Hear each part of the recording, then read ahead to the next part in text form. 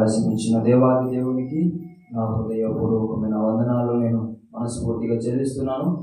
అలాగనే సంఘ పెద్దలకు, కుటుంబాన్ని అందరికీ కూడా నా హృదయపూర్వకమైన కృతజ్ఞతాస్తుతులు చెల్లిస్తున్నాను.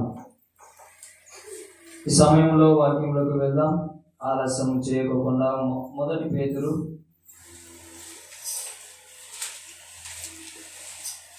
కొత్త నిబంధన గ్రంథము 2వ పేతురు రాసిన పత్రిక 2వ అధ్యాయము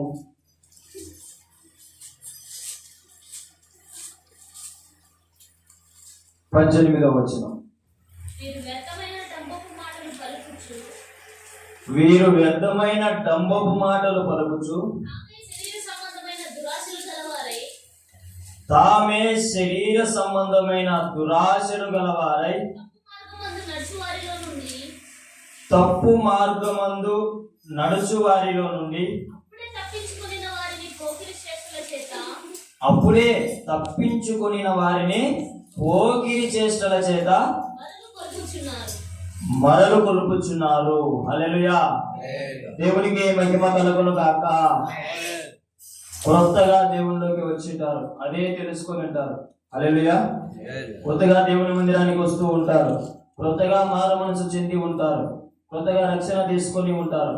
ఇటువంటి వాళ్ళని చెడగొట్టడానికి అనేక రకాలుగా అపవాదం ఏం చేస్తాడు, ముందరుంటాడు. అదే ఇక్కడ చెప్తున్నాడు, తప్పు మార్గమందు నడుచు వారిలో నుండి అప్పుడే తప్పించుకున్నారంట. వాళ్ళు అప్పుడే తప్పించుకున్న వారిని మళ్ళీ పోకిరి చేష్టలు చేసి మరలు కొలుపుచున్నారు, మళ్ళీ పాత లోకానికి తిప్పుచున్నారు. హల్లెలూయా. దేవునికి మహిమ కలుగును గాక.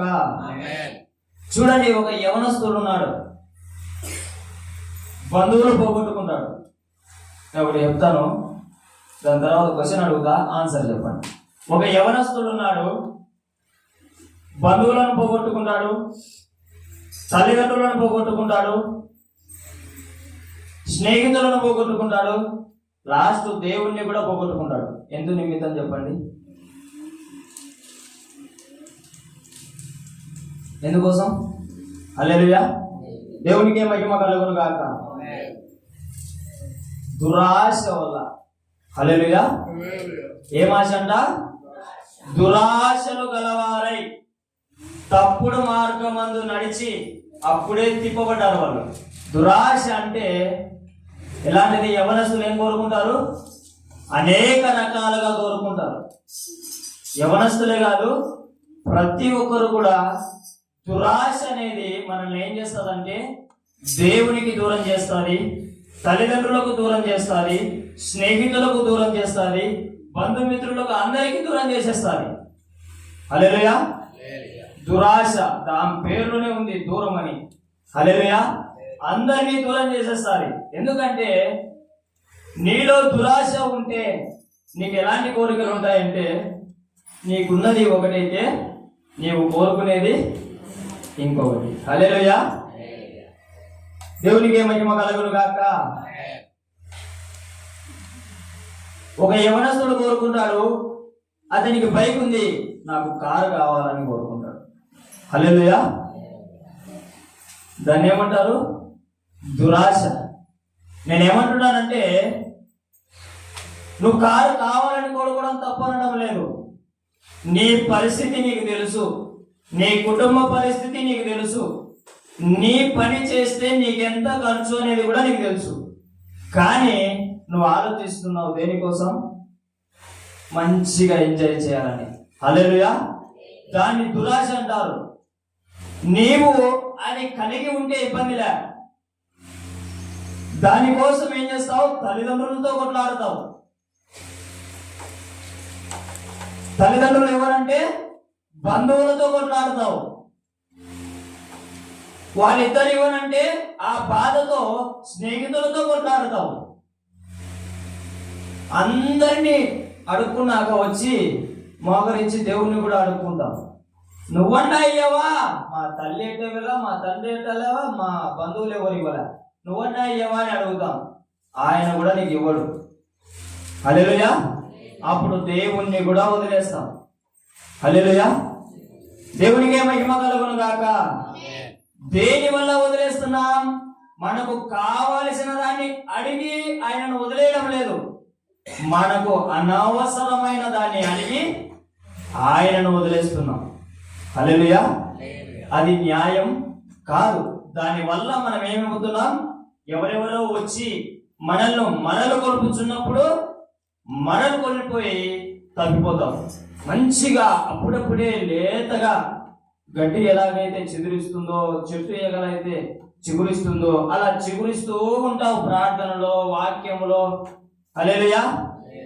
రక్షణ వాక్యంలో, ఆత్మీయ స్థితిలో బాగా చిగురిస్తున్న సమయంలో నీళ్ళు అపవాది ఏం చేస్తాడు? దురాశలు పుట్టిస్తాడు. దురాశలు పుట్టించి అనేక రకాల హింసలు పెట్టి అందరినీ దూరం చేసి నీ ఆత్మను ఎక్కడికి తీసుకెళ్లాలనుకుంటాడు? అగ్గిలోకి తీసుకెళ్లాలనుకుంటాడు. హల్లెలూయా. చూడండి, మీరు ఆలోచించుకొని అందరూ దూరం అయిపోతే నువ్వు ఒంటరిగా ఒక మూలన కూర్చోవా? కూర్చుంటావు ఖచ్చితంగా. హల్లెలూయా.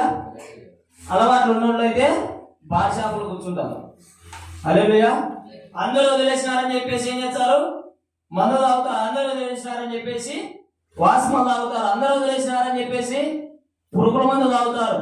అందరూ వదిలేసినారని చెప్పేసి అనేక ఆత్మహత్యల ప్రయత్నాలు చేస్తారు. హల్లెలూయా. దేవుడు ద్వితీయోపదేశకాండం 31వ అధ్యాయం 6వ వచనంలో ఒక మాట అంటాడు. చదవండి. ద్వితీయోపదేశకాండము 31వ అధ్యాయము. భయపడుకుడి, వారిని చూసి దిగులు పడకుడి. నీతో కూడా వచ్చువాడు నీ దేవుడైన యెహోవాయే. ఆయన నిన్ను విడువడు, నిన్ను ఎడబాయడు. దేవునికి మహిమ కలుగును గాక. నీ బంధువులు వదిలేసిన, నీ స్నేహితులు వదిలేసిన, నీ తల్లిదండ్రుల దగ్గరికి వదిలేసినప్పటికీ కూడా నీతో వచ్చేది ఎవరో తెలుసా? ఆ దేవుడైన యెహోవానే. హల్లెలూయా. దేవునికి మహిమ కలుగును గాక. నీ కోసం ప్రాణం పెట్టిన ఆయననే నీ కోసం చివరి దాకా నిలబడతాడు. హల్లెలూయా. ఈ రోజు నీకు చెప్పవచ్చు ఏమని? నీతో ఉంటా అని చెప్పేసి. అది తల్లిదండ్రులైనా, అది బంధువులైనా, స్నేహితులైనా. కొంతమంది మోసం చేసి వెళ్ళిపోయే వాళ్ళు కొంతమంది అయితే, ఇంకొంతమంది కాలం సమీపించేసి మరణించి నీకు దూరం అయ్యే వాళ్ళు ఇంకొంతమంది. హల్లెలూయా. దేవునికే మహిమ కలుగును గాక. అందుకే దేవుడు కీర్తనకారుని ద్వారా ఒక మాట అంటాడు, మనుషులను నమ్ముకొనుట కంటే యెహోవాను ఆశ్రయించుట మేలు. హల్లెలూయా. దేవునికే మహిమ కలుగును గాక. అంతా చెప్తున్నావు, బాగుంది, దేవుని దగ్గరికి రమ్మంటున్నావు, ఆయనను అడగమంటున్నావు, అడిగితే ఇవ్వడు అంటున్నావు, అది దురాశ అంటున్నావు. ఎట్టా అన్నా అంటే హల్లెలూయా. దేవునికే మహిమ కలుగును గాక. చిన్నవానికి ఏం కావాలా? ఆ వయసులో సైకిల్ ఉంటే సరిపోతుంది. మనకి బైక్ అవసరమా? నాలాంటి ఏం కావాలా? బైక్ ఉంటే సరిపోతుంది. కార్ అవసరమా? హల్లెలూయా. కొద్దిగా ఇంకా మంచిగా ఉన్న వాళ్ళకైతే కారు ఉంటే సరిపోతుంది. హెలికాప్టర్ అవసరమా? మనము ఉన్న దాంట్లో సంతోషంగా ఉంటే గనక ఎవ్వరు వచ్చి నీకు ఆశలు పెట్టినా నువ్వు పడిపో. హల్లెలూయా. దేవునికే మహిమ కలుగును గాక. మనం ఎవరినైనా ఒకసారి మాదిరిగా చూసుకోవాలనుకున్నప్పుడు మనకు యేసుక్రీస్తు గుర్తుకు రావాలి. ఎప్పటికైనా ఏ విషయంలో అయినా సరే ఆయనను గుర్తు పెట్టుకోవాలి. ఆయనను చూడండి, ఆయనకు దురాశ కలిగించాడు. ఏమని? ఉపవాసం ఉన్నప్పుడు తినమని చెప్పాడు. హల్లెలూయా. కొండపైకి ఎక్కించి లోకమంతా ఆ లోకంలో ఉండి మహిమంతా చూపించాడు. కానీ ఆయన ఏం చేసినాడు? నా తండ్రి నాకు అన్ని ఇచ్చాడు తెలుసుకున్నాడు. హల్లెలూయా. గ్రహించాడు ఆయన. హల్లెలూయా. నాదే రాజ్యం, ఇడున్నంత వరకు నేను బాధపడినా కష్టపడినా నా బిడ్డల కోసమే అని చెప్పేసి ఆయన ఆలోచించాడు. కాబట్టి ఆయన ఏం చేయలేదు, సాధారణ మాటకు లోబడుకోకుండా ఎదిరించగలిగినాడు. హల్లెలూయా. మనము కూడా ఎలా ఉండాలి అంటే ఉన్న దాంట్లో సంతోషంగా ఉండడం నేర్చుకోవాలి. హల్లెలూయా. దేవుడు మునుపటి దానికంటే అధిక మేలు కలగజేస్తాడు, కాదని చెప్పడం లేదు. నీవు కొద్ది కొద్దిగా ఎదుగుతున్నప్పుడు ఆయన కార్యములు చేస్తాడు. హల్లెలూయా. దేవుడు నీ జీవితంలో చేసిన దానిని బట్టి నువ్వు కృతజ్ఞతాస్తుతులు చెల్లించుకోకుండా ఆయన మర్చిపోయి తిరుగుతే గనక ఆయన మళ్ళీ నీకు చేయాలంటే చేయడు. ఎందుకంటే నీవు అధిక సంతోషాన్ని బట్టి, అధిక ధనాన్ని బట్టి, అధిక ఈ దురాశలను బట్టి మళ్ళీ ఏమైపోతావు? మరలు కొల్పబడతావు. లోకానికి, అపవాదికి మరలు కొల్పబడతావు. దేవునికి మహిమ కలుగును గాక. ఒక అమ్మ అంటుంది ఏమని, నా బీరువా నిండా పట్టు చీరలే ఉండాలా. దాన్ని ఏమంటారు? దురాశ అంటారు. హల్లెలూయా. 10,000 పట్టు చీర కట్టు వద్దనడం లేదు, కానీ అది ఫంక్షన్లకు ఉపయోగపడుతుంది. మామూలుగా ఉన్నప్పుడు మామూలు చీరలు కట్టాలి, కానీ ఆమెకి ఏం కావాలంట? బీరువా నిండా కావాలి. దాన్ని దురాశ అంటారు. దాన్ని వాడు క్యాచ్ చేసుకొని అపవాది ఏం చేస్తాడు? నీ ప్రయత్నాలన్నిటినీ విఫలం చేసేస్తాడు. నిన్ను అందరికీ దూరం చేసేస్తాడు. వాడికి దగ్గర చేసుకొని నిన్ను చంపుతాడు. హల్లెలూయా. నీవు చనిపోయిన తర్వాత నీ తల్లిదండ్రులు, నీ కొడుకు, నీ కూతురు, నీ బంధువులు ఏమనుకుంటారో తెలుసా? అరే ఎంత మంచి పనులు చేసేది, ఎంత మంచివాడు, ఎన్నో మంచి కార్యములు చేశాడే, దేవుడు ఎందుకు ఇలా చేశాడు? మధ్యలోనే తీసుకుపోయి నీవు ఉన్నదాంతో నువ్వు సంతృప్తి చెందకోకుండా, ఉన్నదాంతో దేవుణ్ణి స్తుతించుకోకుండా, నీవు చేసుకున్న దురాశన వలన నీకు ఆశా నిగ్రహము లేకుండా చేసేవాడు నిన్ను చంపేసినాడు. కానీ దేవుణ్ణి నీ బంధువుల చేత తిట్టిస్తున్నావు, దేవుని నీ తల్లిదండ్రుల చేత తిట్టిస్తావు. హల్లెలూయా. అనేక రకాలుగా ఒక మనిషి చనిపోతే ఆయన ఎన్నో మాటలు మాట్లాడతారు. వాళ్ళు చేసింది ఎవరికి కానరాదు. హల్లెలూయా. దేవునికి మహిమ కలుగును గాక. ఆమేన్. శుక్రవారం దినమున మా చిన్నమ్మ చనిపోయింది. నాన్న వాళ్ళ తమ్ముని భార్య. మేము వెళ్ళిన తర్వాత ఎంతో బాధ. చిన్న పిల్లలు ఉన్నారు, 10th క్లాస్ పాప, వాళ్ళకి చదువుతున్న అబ్బాయికి బాగలేక ఎంతో కృంగిపోయినాడు. ఆ కుటుంబం అంతా డబ్బులంతా పోగొట్టుకొని. అటువంటి సమయంలోనే మళ్ళీ ఏం జరిగింది? ఈ సంఘటన జరిగింది. అందరం ఏడ్చేసాం. ఏడ్చదు కదా మనం. ఎందుకు ఏడ్చామో తెలుసా? రక్షింపబడకపోకుండా మరణించింది. ఆ బాధతో ఏడ్చాం. ఇంకొకటి, నా చెల్లెలు, మాకు 5 మందికి ఒకే చెల్లెలు. ఆ పాప ఏడుస్తుంటే తట్టుకోలేక ఏడ్చాం. పెద్ద దిక్కుగా బాగుండింది, అన్నీ చూసుకుంటుంది, ప్రతి పనిలో ముందుగా ఉంటుంది, మంచి ఆమెనే, కష్టపడుతుంది ఎప్పటికీ కూడా. ఆ బాబాయిని కూర్చోబెట్టి 2 నెలల నుంచి సాగుతుంది. హల్లెలూయా. అటువంటి ఆమె మరణించింది. మేము ప్రార్థన చేస్తున్నాము కదా, ప్రతిరోజు కన్నీరు కాచి ప్రార్థన చేస్తాం మా బంధువుల గురించి, కానీ మరణించింది కదా. మేము ఎప్పటికీ కూడా ఆయనను దూషించింది లేదు. హల్లెలూయా.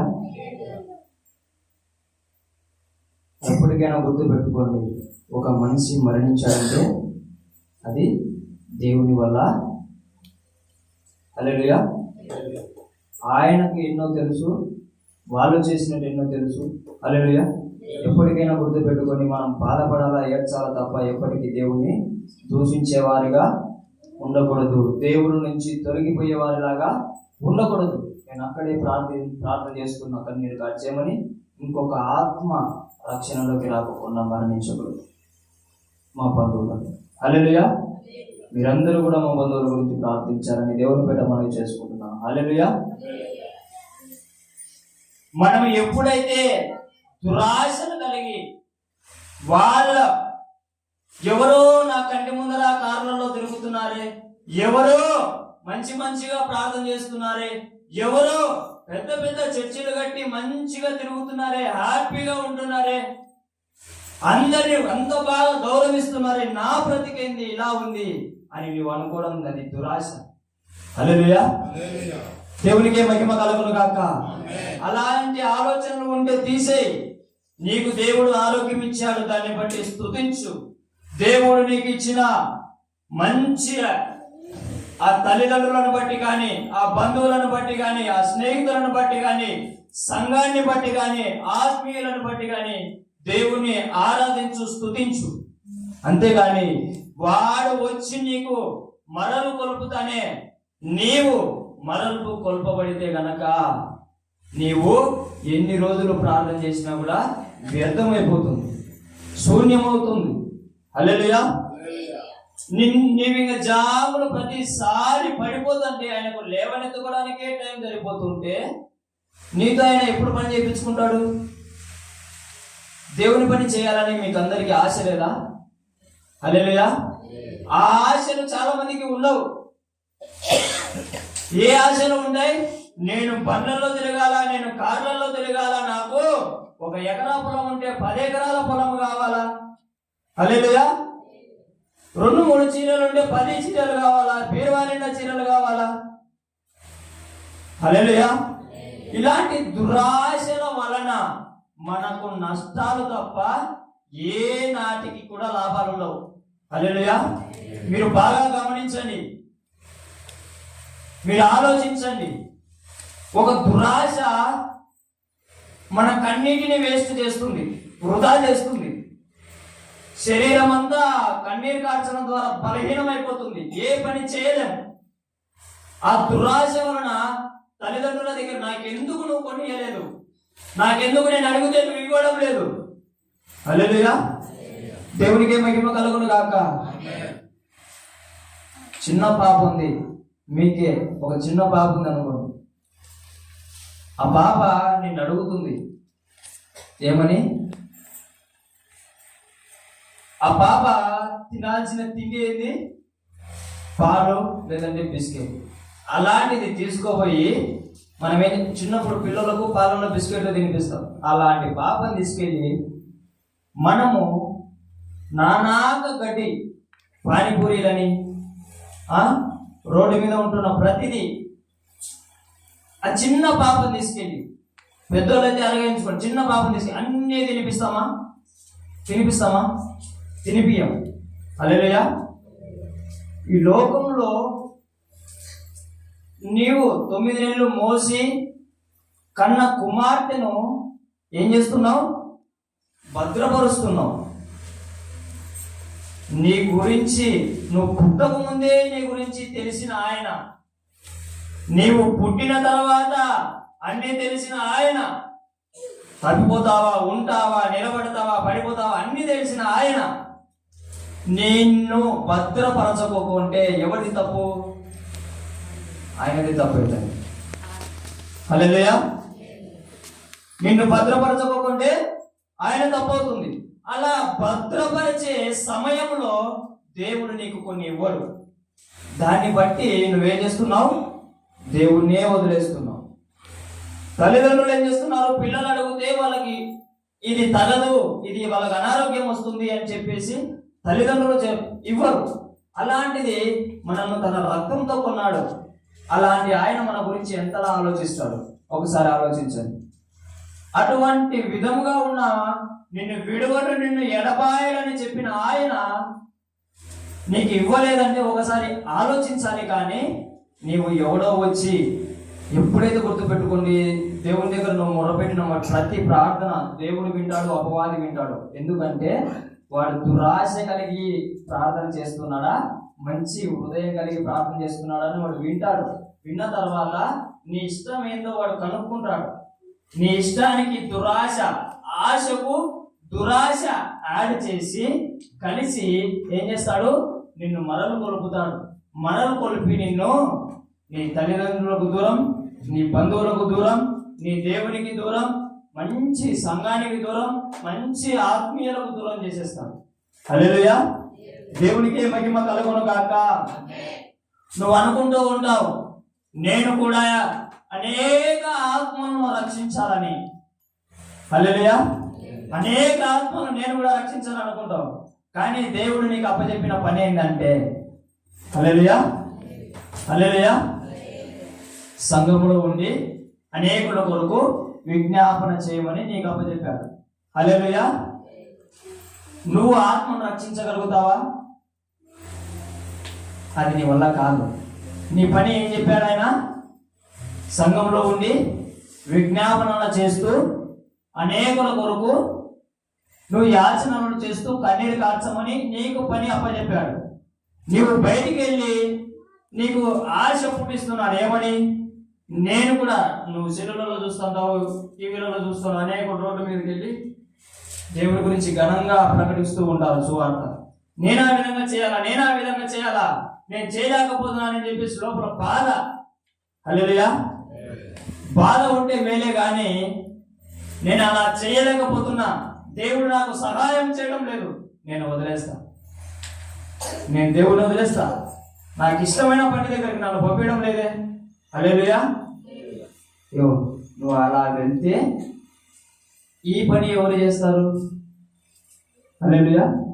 ఒక పని నీకు అప్పచెప్పాడంటే ఆ పనిలో నువ్వు నమ్మకంగా ఉన్నావంటే అనేక దానిలో నీకేం చేస్తాడు? ఒక నాణ్యం, 10 నాణ్యాలు 5 నాణ్యాలు ఒక నాణ్యం ఇచ్చినోడికి మీకు తెలుసు వాక్యంలో. 10 నాణ్యాలు ఇచ్చినోడు ఏం చేసినాడు? 20 నాణ్యాలు చేసినాడు. 5 నాణ్యాలు ఇచ్చినోడు 10 నాణ్యాలు చేసినాడు. ఒక నాణ్యం ఇచ్చినోడు ఆయన గురించి అన్ని తెలుసు అని చెప్పేసి ఒకటి దాపిడి పెట్టాడు. ఈ ఒక నాణ్యం తీసుకొని మళ్ళీ 20 నాణ్యాలను కలిగిన వానికి ఇచ్చేసాడు. నీవు దీనిలో నమ్మకోకుండా, ఉన్న దాంట్లో సంతోషించుకోకుండా, అన్నీ నేను చెయ్యాలి, అన్నీ నేనే ముందరుండాలి అని దురాశ కలిగితే గనక మనం నష్టపోతాం, దేవునికి దూరం అవుతాం. అలా ఎవరు కూడా దేవునికి దూరం అవ్వద్దని నేను చెప్తున్నా. హల్లెలూయా. దేవునికి మహిమ కలుగును గాక. ఇప్పుడు చూడండి ఏమంటున్నాడు? వీరు వ్యర్థమైన డంబపు మాటలు పలుకుచు తామే శరీర సంబంధమైన దురాశలు గలవారే తప్పు మార్గమందు నడచు వారిలో నుండి అప్పుడే తప్పించుకొనిన వారిని పోకిరి చేష్టలత మరకొల్పుచున్నారు. హల్లెలూయా. ఎగ్జాంపుల్ గా ఈ జబర్దస్తులు, హల్లెలూయా, ఇవన్నీ పోకిరి చేష్టలు, డబులింగ్ మాటలన్నీ, ఈ సినిమాలు అవన్నీ పోకిరి చేష్టలు. హల్లెలూయా. అవన్నీ ఏం చేస్తాయంటే చిన్నప్పటి నుంచి దేవుడు నీలో పెట్టిన ఆత్మను, పసిపిల్ల లాంటి ఆత్మను తింటా వస్తాయి. అవి ఏం చేస్తూ ఉంటాయి? తింటా వస్తాయి. ఆ ఆత్మను నలిపి వేస్తాయి, కృంగ తీసేలా చేస్తాయి. లాస్ట్ నీకు పెద్ద అయ్యే లోపల ఏమైపోతుంది? చాలా మంది మీరు చిన్నపిల్లలు దొంగతనం చేస్తే ఏం చేయాలా? బెత్తం పట్టుకుని కొట్టాలా. హల్లెలూయా. ఎవడన్నా బూతులు మాట్లాడితే ఏం చేయాలా? బెత్తం పట్టుకుని కొట్టాలా. నువ్వు ఇప్పుడు గనక కంట్రోల్ చేయలేకపోతే రేపు వాడు గజ దొంగ అవుతాడు. వాళ్ళు ఇప్పుడు దొంగలైన వాళ్ళందరూ అదే చిన్నప్పటి నుంచి ఏమన్నదిలే, ఏమైతే అదిలే, అందరూ నా తల్లే క్షమించింది, వీళ్ళు ఎవరో తెలియదు కదా, వాళ్ళేమంటారు నన్ను అని చెప్పేసి వాడు చిన్న చిన్నగా ఏమైపోతాడు? చాలా భయంకరమైన వ్యక్తిగా తయారవుతాడు. ఈరోజు ఒకరిని కొడుతుంటే, ఒకరిని తిడుతుంటే సైలెంట్గా ఉన్నామనుకో, రేపు రోజు ఒకరిని చంపేసి వస్తాడు. హల్లెలూయా. వాడు దురాశ నీలో పుట్టిస్తాడు. పుట్టిస్తే నువ్వు ఉండలేవు. అవి శరీర సంబంధమైనవి. మనం బాగా ఆలోచించినట్లయితే మనలో జరిగే పని ఆత్మ కంటే ఎక్కువగా శరీరమే ఎక్కువ ఫలింపజేస్తూ ఉంటుంది. హల్లెలూయా. ప్రార్థన చేయని వారిలో కానీ, వాక్యం చదవని వారిలో కానీ, దేవుని మందిరానికి రాని వారిలో కానీ. అందుకే చెప్తున్నా ఏమని? దురాశలు కలిగి ఉండడం మానేయండి. తల్లిదండ్రులకు దగ్గర అవ్వండి, బంధువులకు దగ్గర అవ్వండి, దేవునికి దగ్గర అవ్వండి, వాక్యానికి దగ్గర అవ్వండి, దేవుని మందిరానికి దగ్గర అవ్వండి. హల్లెలూయా. దేవునికి మహిమ కలుగును గాక. సంఘంలో కూడా దురాశలు ఏమని? నేనే పాట, నేనే ఆరాధన, నేనే వాక్యం. నేను ఒకసారి చూసిన చాలా మంది విమర్శించకపోకుండా కాదు, కానీ నేను నేర్చుకున్న పాఠం మీకు చెప్తున్నా. చాలా మంది పాస్టర్లు వచ్చినారు. పాస్టర్లు వస్తే ఏం చెప్తున్నారు? అందరూ నేను వాక్యం చెప్పాలనుకుంటున్నారు, అందరూ నేను వాక్యం చెప్పాలనుకుంటున్నారు. దేవుడు వాళ్ళతో మాట్లాడట. హల్లెలూయా. దేవుడు చెప్పింది చెప్పాలి కదా మనం. హల్లెలూయా. దేవుడు అందరికీ ఒకటే చెప్తాడా? హల్లెలూయా. కొట్లాటలు పెడతాడా? కాదు కదా. హల్లెలూయా. అందరూ వాక్యం చెప్పే లోపల కనీసం ఒక అర్ధగంట చెప్పాలి వాక్యం. ఎన్ని గంటలు అవుతుంది ఆలోచించుకోవాలి. అదే ఏదైతే మందిరానికి వచ్చారో ఆ మందిరం గురించి కొన్ని ఆత్మీయకరమైన మాటలు చెప్పి హృదయాలను ఆత్మలను బలపరిచే మాటలు ఒక 3-4 నిమిషాలు చెప్పి ఒక్క సేవకునికి గౌరవించి అతనికి ఏం చేయాలా? వాక్యం సమయం ఇచ్చినారంటే అది ఎలా ఉంటుంది? దేవునికి మహిమకరంగా ఉంటుంది. హల్లెలూయా. వాక్యం చెప్తారు అందరూ, చెప్పరు నాకు తెలియదు. మనం ఎప్పుడు కూడా మెప్పు కావద్దు. తనను తగ్గించుకున్న వాడే హెచ్చింపబడతాడు. హల్లెలూయా. ఒదిగి ఉన్నవాడే ఎదుగుతాడు. హల్లెలూయా. దేవునికే మహిమ కలుగును గాక. అందుకే మనం ఎప్పుడు కూడా దురాశ కలిగి ఉంటే గనక, మనము ఆత్మీయ జీవితంలో చూసుకుంటే వాక్యము చెప్పాలని కానీ, ప్రార్థన చేయాలి కానీ, పాటలు పాడాలని కానీ ఆశ ఉండాలి తప్ప దురాశ ఉండకూడదు. నిన్ను నీ పక్కనున్న వ్యక్తిని ఏం చేస్తుంది? కొట్లాటలు పెట్టేటట్టు చేస్తుంది. హల్లెలూయా. నేనే వాయిద్యాలు వాయించాలి అని కూడా ఇలాగా అనేక రకాలుగా దురాశ అపవాది మనలో ఏం చేస్తాడు? కలగజేస్తాడు. అటువంటి దురాశలన్నిటికీ మనం ఏమవ్వాలా? దగ్గర అవ్వాలా. ఏం కావాలా? ఏం కావాలా? దూరం అవ్వాలా. దేవునికి మహిమ కలుగును గాక. మనమందరము కూడా మన దగ్గర ఉన్నది, అది ఆరోగ్యం కానీ, హల్లెలూయా, అది పిల్లలు కానీ, అది ఒక వాహనము కానీ, అది ఒక జీతము కానీ, అది ఒక పని కానీ, హల్లెలూయా, దేనినైనా సరే నమ్మకంగా ఉండి దేవుని స్తుతించడము నేర్చుకోవడము మంచి పద్ధతి. అలా కాకోకుండా నేను ఉన్నదానికంటే పైకి ఎదగాలి అనుకుంటే ధనాపేక్ష సమస్త కీడులకు మూలం. దేవుని వాక్యం ఏం చదివిస్తుంది? ధనాపేక్ష సమస్త కీడులకు మూలం. నాకు డబ్బు ఉంది కదా, నాకు దేవుడు ఎందుకని పోయిన వాళ్ళు ఎంతో మంది ఉన్నారు. హల్లెలూయా. నాకు అధికారం ఉంది కదా అని దేవుని వదులుకొని పోయిన వాళ్ళు ఎంతో మంది ఉంటున్నారు. హల్లెలూయా. దేవునికి మహిమ కలుగును గాక. కొంతమందిని చూడండి, ఎంత డబ్బు ఉన్నా సరే, హల్లెలూయా, దేవుణ్ణి తెలుసుకునే వాళ్ళు కూడా చాలా మంది నేను చూస్తూ ఉంటాను. డబ్బున్న వాళ్ళని ఎంత మంచి మనసు ఉంటుందో వాళ్ళకు. హల్లెలూయా. అదే మా దగ్గర ఉంటున్న దేవుని బిడ్డలకు అటువంటి మనసు ఉంటే దేవుడు ఎంత సంతోషపడతాడు. హల్లెలూయా. దేవునికి మహిమ కలుగును గాక. వాక్యం వింటున్న మనలో ఏం చేయాలా? దేవునికి మొట్టమొదటి ప్రిఫరెన్స్, హల్లెలూయా, మొట్టమొదటి స్థానం దేవునికి ఇవ్వాలా. హల్లెలూయా. అప్పుడు మనము దురాశలలోకి కూడా వెళ్ళలేము కూడా. హల్లెలూయా. దేవునికి మహిమ కలుగును గాక. ఒకసారి చూడండి, మొదటి పేతురు రాసిన పత్రిక 4వ అధ్యాయము 3వ వచనము. మనము పోగిరి చేష్టలు, దురాశలు, మద్యపానము, అల్లరితో కూడిన ఆటపాటలు, త్రాగుబోతుల విందులు, చేయదగని విగ్రహ పూజలు మొదలైన వాటి యందు నడుచుకొనుచు అన్య జనుల ఇష్టము నెరవేర్చుచున్నటకు చాలు, గడిచిపోయిన కాలము చాలు. మనం చేసిన పోకిరి చేష్టలు, మనం చేసిన దురాశలు, మనం చేసిన మద్యపానములు, మనం చేసిన అల్లరితో కూడిన ఆటపాటలు, మనం చేసిన త్రాగుబోతుల విందులు, మనం చేసిన విగ్రహ పూజలు, ఇవన్నీ కూడా చేసి చేసి చేసి దేవుణ్ణి ఒక్కసారి 2025 సంవత్సరాల క్రిందట ఒక్కసారి సిలువ వేస్తే, ఇవన్నీ చేసి చేసి ప్రతిసారి ఆయనను సిలువ వేసి తరచు మళ్ళీ ఏం చేస్తున్నారు? గాయాలు రేపింది చాలింకా ఇన్ని రోజులకి కూడా. హల్లెలూయా.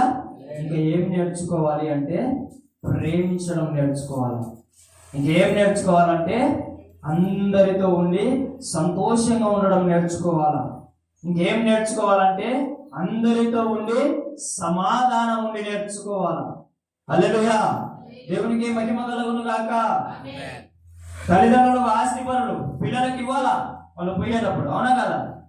ఇచ్చేటప్పుడు దురాశ కలిగిన వాళ్ళు ఎలా ఉంటారు, దేవుని బిడ్డలు ఎలా ఉంటారు ఒకసారి ఆలోచించండి. దురాశ కలిగిన వాళ్ళు ఇవ్వాలా, కొట్టుకొని ఒకడు చచ్చాడు ఖచ్చితంగా, ఎవరో ఒకరు చచ్చిపోవాలా. నేను ఎంతమందిని చూశాను. అదే దేవుని బిడ్డలు ఎలా ఉంటారు, ఎంత వచ్చినా దేవుని చిత్తం చాలు, దేవునికే మహిమ కలుగును గాక అని చెప్పి హ్యాపీగా తీసుకుంటారు, హ్యాపీగా ఉంటారు. హల్లెలూయా. హల్లెలూయా.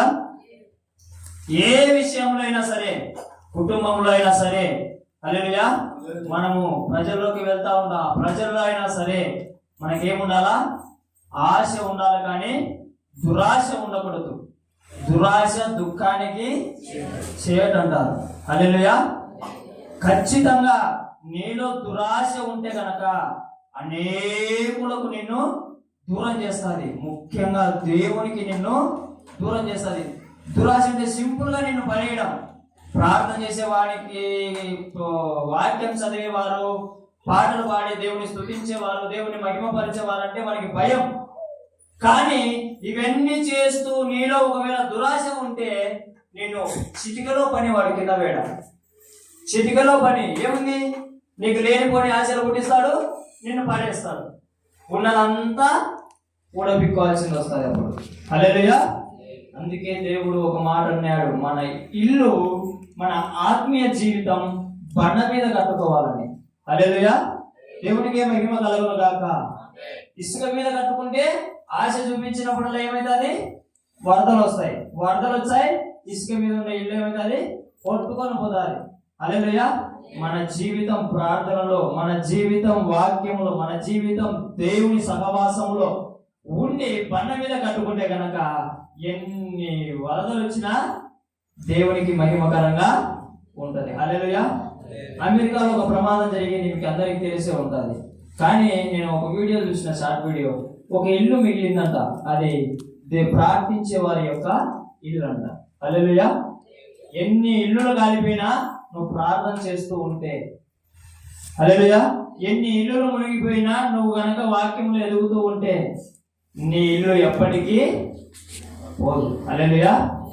నీ హృదయం ఎప్పటికీ కూడా ఆగదు. నువ్వు ఇక్కడ ఆరిపోయినా సరే ఆయన గుండెల్లో వెలుగుతావు. హల్లెలూయా. దేవునికి మహిమ కలుగును గాక. ఒక్కసారి మనం అందరం కూడా ఆలోచించి ఆశ ఏంది, దురాశ ఏంది, హల్లెలూయా, జాగ్రత్తగా మనం ఆత్మీయ జీవితము ఏదో సింపుల్ గా తీసి పడేదానికి లేదు. నువ్వు 100 సంవత్సరాలలో 99 సంవత్సరాలు బాగా నీతిగా, యథార్థముగా, సంతోషముగా దేవుని చేతిలో చేయి వేసుకొని నడిచింటావు. ఒక్క సంవత్సరంలో నీకు దురాశ పుట్టింది, బాగా ఎదిగావు కదా అని చెప్పి. హల్లెలూయా. బాగా ఎదిగావని చెప్పేసి దురాశ నీలో పుట్టింది.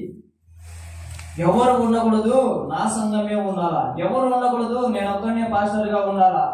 ఎవరు పాడకూడదు, నేను ఒక్కనే పాడాలా. ఎవరు కూడా పాటలు రాయొద్దు, నేను ఒక్కనే పాడాలా.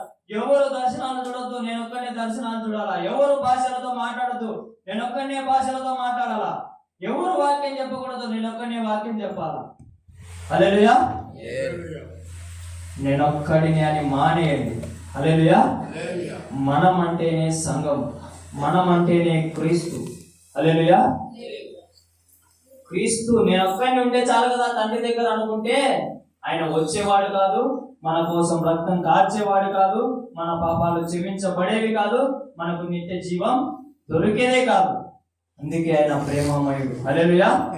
ఆయన నేను ఒక్కనిగా ఉండకూడదు, నా కుమారులు నా కుమార్తెలని మనమని కలుపుకున్నాడో మనమందరం కూడా మనమని కలుపుకుంటూ మనలో ఉన్న దురాశలను బయటికి పారదోలి నిత్య జీవానికి మనం వారసులుగా మారుతాం. దేవునికి మహిమ కలుగును గాక. హల్లెలూయా. దేవుడి వాక్యమును దీవించును గాక. 30 60 100 మన హృదయాలలో మన జీవితాలలో